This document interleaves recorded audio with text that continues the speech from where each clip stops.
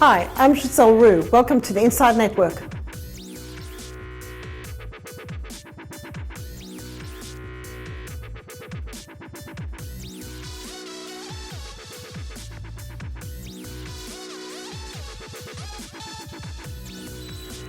Welcome to the Inside Network. We are very pleased to have Ned Bell from Bell Asset Management with us. Typically, Bell has been perhaps less high profile in wholesale and retail circles because it's been predominantly institutional, but Ned has such a fascinating perspective over investment markets. Welcome. Thanks for having me. So let's talk a little bit about this small and mid-cap global universe. It's not one that a lot of people are familiar with. It's quite messy, incoherent, if I can use that phrase. Just paint a picture of its shape and size. The way to think about it, so MSCI define it as the bottom 28% of the MSCI World Index, and what that basically means is anything below 28 billion in market cap. So it's much bigger than the Australian definition, but you find really interesting stocks there. There's a really interesting array of stocks across all sorts of different industries, great organic growth. And the most interesting thing is there's very little representation in many institutional portfolios or retail portfolios for that matter, and that's where I think there's a lot of opportunity now in that sort of space. And then I guess from a sector perspective, it tends to be things like healthcare, IT, the consumer sectors and industrials is typically what dominates. Yeah, because we're right in saying that there's not a lot of financial and material, or if there are those kind of companies, they're not like the banks and the big miners, are they? Correct, yeah, the financial stocks, they tend to be more specialist type stocks like fund managers, exchanges, in the materials sector. There's some mining stocks, but they tend to be more the packaging companies and the consumer stuff as proxy, so a little bit more defensive. Most people would invest in small and mid cap with the idea of growth. So we've got big cap growth, which a lot of people are familiar with. We've got people call emerging market growth. That's a debating point in its own right. And then there's small and mid cap growth. How do you distinguish between these growth pockets? Within that framework, I think the way to think of it, first of all, global small mid does play a growth role in portfolios. And I think now the way we think about it is versus large cap growth, which is done brilliantly, there's far less valuation risk in small mid cap. So large cap growth, stocks are trading on about 26 times their forward earnings. They're the most expensive they've been in 10 years. And then to your point on emerging markets, clearly it hasn't been a great asset class for a long period of time, and the macro backdrop is obviously not great. And now the trade spat between the US and China has obviously muddled that situation even more. So I think it does play a growth role and arguably complements those two growth subsets quite well. So from Bell Asset Management, sitting here in Australia looking at global small and mid cap, what do you think's your competitive advantage, if I can use that terminology? It's a couple of things. It's first of all the process and our investment approach. So we're quality managers, so we only invest in consistently high return on equity type businesses. And we think that in the small mid-cap space, you only need to invest in those. You don't need to take a value approach because you ultimately end up with broken companies. And so we look for companies that they have got, to the earlier question on growth, we look for that organic growth. And that's another point. You know, we're looking for companies that are generating 8, 10, 12% organic growth, not just through M&A. So our process is very, very robust. So we screen out companies based on, they have to have a return on equity above 15% for 3 consecutive years. A market cap of over $1 billion, and that leaves us with about 700 names. And then through basically doing our work, through having a really experienced investment team, and we do about 500 research engagements a year with companies, so there's a lot of wearing out the shoe leather. So we whittle that down to about 150 companies we get to know really well over a long period of time. So that sounds easy enough, but it's actually a lot of work. It's a lot of investment. It takes a lot of time. It's not the sort of asset class you can just sort of pick up and learn companies overnight. You've got to get to know them over a long period of time. So I think really investing in the fundamental research and having the process there is really important. And then the last point I make is on valuation discipline. So it's the idea that you're patient on the way in and you're disciplined on the way out. And that is incredibly important because when you do get the drawdowns like we've seen, those expensive stocks are the first ones that they're the ones that fall the hardest. Well, let's step back from the drawdown, if you like. What has changed? Are there any aspects for these companies that you want to universally comment on? I know they'll each have their individual pockets, but what have we learnt from small and mid-cap companies out of the crisis? Out of the crisis, I think to your earlier point, within the broader universe, there's a massive divergence between high quality and low quality. And generally those lower quality companies with stretched balance sheets and skinny margins, if you like, those are the ones that have been found out and they've been hit particularly hard. So to my earlier point, you just don't need to go there. And I think one of the most important things that's come out more recently has been the importance of balance sheet strength. And that's something we've always held dear, is like you only invest in companies that have got sound balance sheets and good positive cash flow. A lot of the weaker companies, they're being found out now. They're doing emergency capital raisings, they're drawing down their credit lines. So I think the idea that you need to only focus on those companies whose their earnings, there might be some degree of economic sensitivity, but the dip, you don't want the dip to be too big. So in many cases, like the index itself, the earnings downgrades this year have been about 30%, which have been pretty drastic. That's in the first quarter? That's been for the current year, but the bulk of those downgrades have been in the first quarter, correct? So it's pretty savage. But within that, you'll have things like healthcare names have barely come off at all. Some stocks have actually gone up, so some of the consumer staples companies have actually done a little bit better. So you've really got to pick your targets. Let's go, Roman, back to the valuation aspect, because Yep. there was a comment in, I think, one of the Bloomberg news feeds that the Russell 2000 is trading at 70 times, which again comes back to this quality issue. Yeah. How do we understand valuation in these sectors?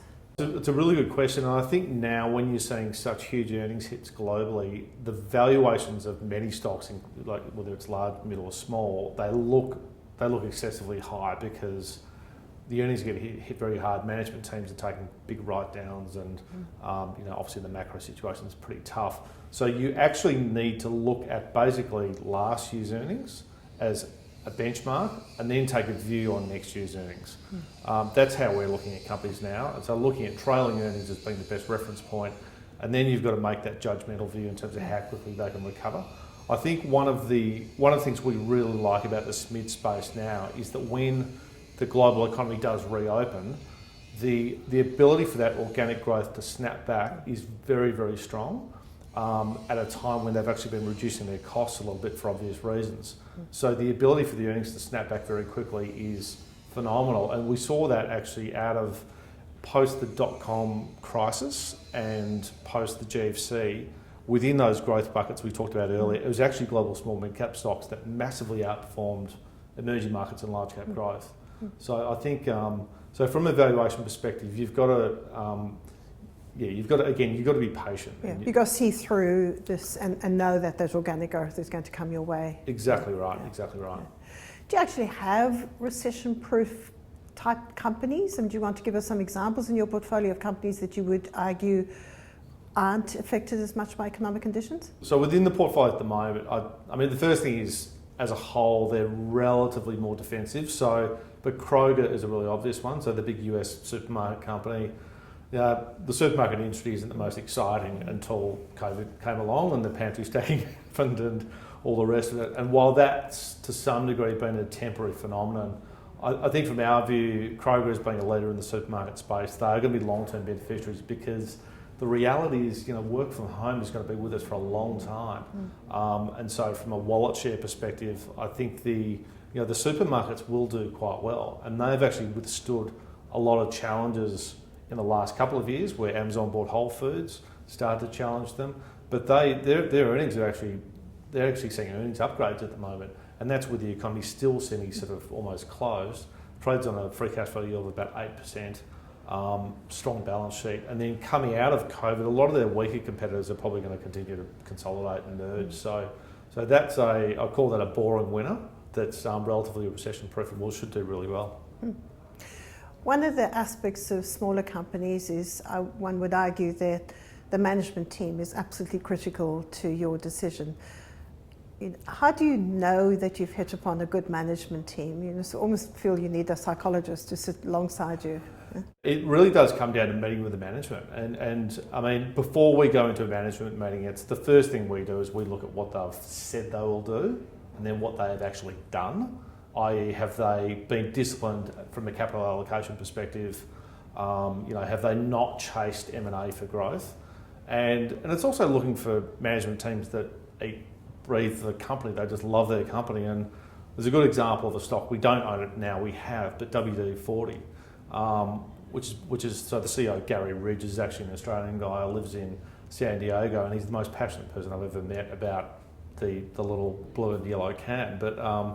He's an amazingly talented executive that's been there for a long time, been extremely diligent. He didn't go and chase, other parts of the market. He just kept reinvesting in the business, and the net result has been, he's had very consistent return on capital. I think it's been above 30% each year for about 10 years. So it's getting to know those types of managers that have got the longevity. They've obviously got ownership, not only financial ownership, but they real, psychological ownership in the business. So that's really what we tend to look for. Let's just talk back again about the capital structure, the balance sheet of these companies. Where do they typically access their debt capital from? And are they vulnerable to refinancing risks due to the difficulties we're seeing at the moment?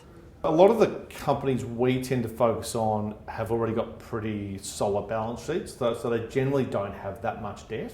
They'll have some bond issuances. So at the moment, we've got more of a skew towards the mid-cap space.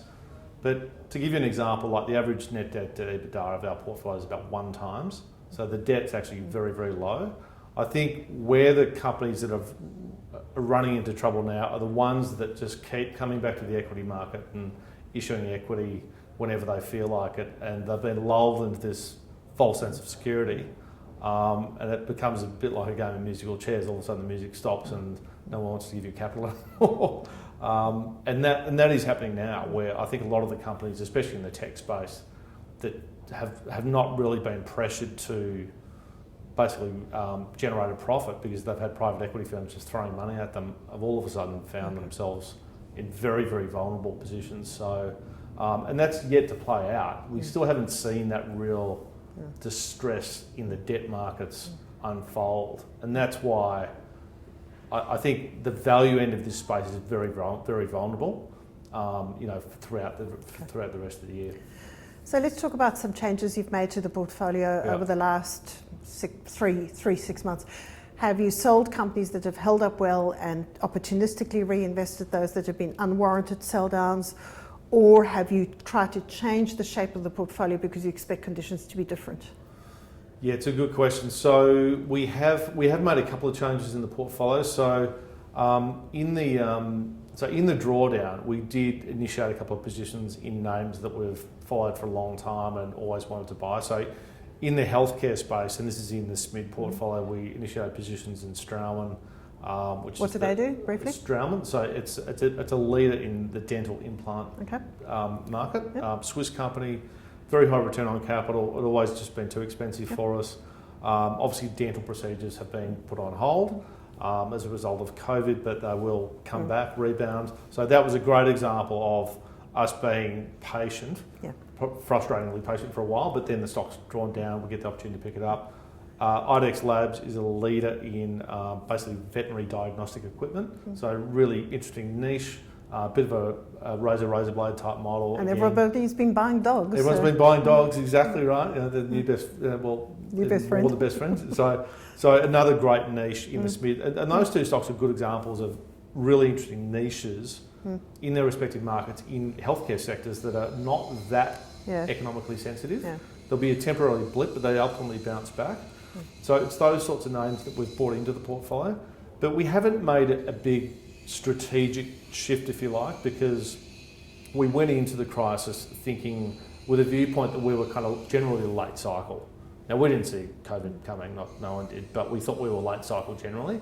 So we had less industrials exposure, less cyclical industrials type exposure. We had about 24% exposure to healthcare just because the companies, we saw great companies there. And so our sector exposure actually hasn't changed very much at all. The only thing that has changed is we've probably gone up the market cap scale a little bit because we're finding slightly more defensive earnings and less valuation risk. Fascinating sector, Ned. We all wish we had your job. Thanks very much. Thanks very much for having me.